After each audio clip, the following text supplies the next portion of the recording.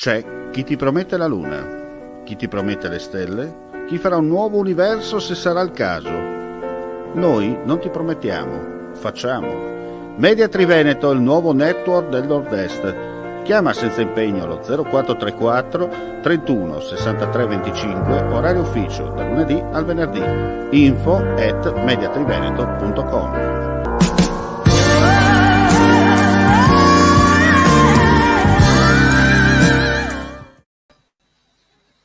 Ben ritrovati gentili amici e amiche alla visione all'ascolto per quanto riguarda l'informazione su friulitv.net con le nostre audio notizie del pomeriggio. Andiamo a vedere dunque cosa è successo. Innanzitutto partiamo con il Covid. In Friuli Venezia Giulia su 4.459 tamponi molecolari sono stati rilevati 612 nuovi contagi con una percentuale di positività del 13,7%. 3.514 test rapidi antigenici realizzati, 246 casi pari al 7%.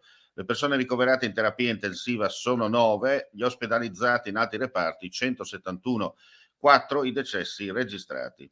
È stato siglato oggi un patto importante non solo per il territorio di Grado, ma anche per la regione Friuli Venezia Giulia, un documento che semplifica gli atti amministrativi e contribuisce a far sì che i due enti possano sviluppare il tema delle concessioni in modo più efficace rispetto al passato.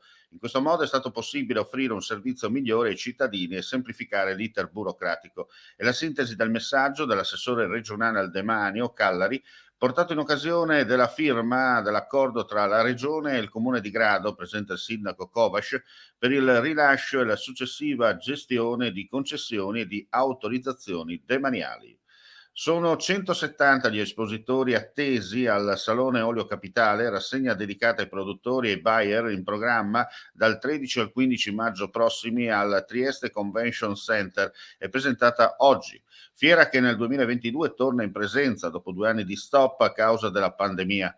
A porre i loro prodotti saranno aziende d'Italia e Grecia che incontreranno i buyer internazionali provenienti da tutta Europa e dal Giappone. La fiera organizzata dalla Camera di Commercio della Venezia Giulia attraverso Aries, in collaborazione con l'Associazione Nazionale Città dell'Olio, Union Camere, Regione Friuli Venezia Giulia, Network Mirabilia, Comune di Trieste. Il Ministero delle Politiche Agricole parteciperà con una serie di azioni di promozione del prodotto ittico nazionale abbinato all'olio extravergine di oliva.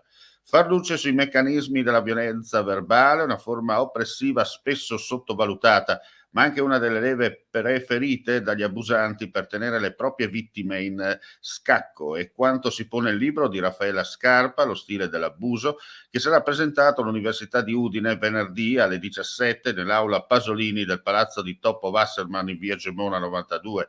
Ne discuteranno con l'autrice Laura Casella, Silvia Contarini e Patrizia Quattrocchi, docenti dell'Ateneo Friulano. L'incontro è organizzato dalla Scuola Superiore con il sostegno del Comitato Unico di Garanzia per le Pari Opportunità, la valorizzazione del benessere di chi lavora e contro le discriminazioni. E con questa notizia chiudiamo qui questa edizione flash del pomeriggio. Grazie come sempre per la visione all'ascolto. Non resta che augurare a tutti voi un buon proseguimento di giornata. Alla prossima. Vuoi assaggiare una birra dove al suo interno scopri la specialità tipica friulana? Lumi Beer, il prodotto ricavato in 20 ettari di terreno coltivato orzodistico, biodiversità, performance ambientale.